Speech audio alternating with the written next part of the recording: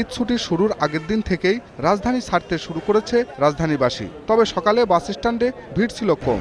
সময় মতো ছেড়েছে সকালের সবগুলো ট্রেন। তবে বেলা বাড়ার সাথে সাথে বাড়তে থাকে ভিড়।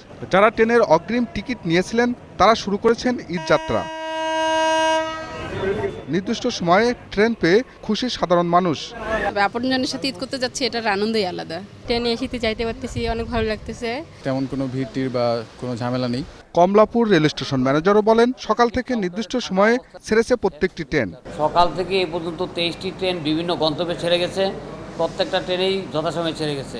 এদিকে রাজধানীর বাস স্ট্যান্ডগুলোতে ঘরমুখো মানুষের তেমন চাপ ছিল না। তবে ভোগান্তি ছিল সময় মতো গাড়ি না পাওয়ার। মা বাবা সহ পরিবারের সঙ্গে ঈদ করার সুযোগ পাওয়ার আনন্দে ছোটখাটো ভোগান্তি হলেও খুশি সাধারণ মানুষ। বাড়িতে যেতে পারতেছি, টিকিটও পাইছি, ভাড়াও ঠিকই রাখছে। গ্রামে পরিবার পরিজনদের মিলে ঈদ করতে অনেক মজাটাই আলাদা। ঈদে ঘরমুখো মানুষের যাত্রা নিরাপদ করতে ট্রেন বাস স্ট্যান্ডগুলোতে নেওয়া হয়েছে বিশেষ নিরাপত্তা ব্যবস্থা। আহমদ বাবু, 21 টেলিভিশন, ঢাকা।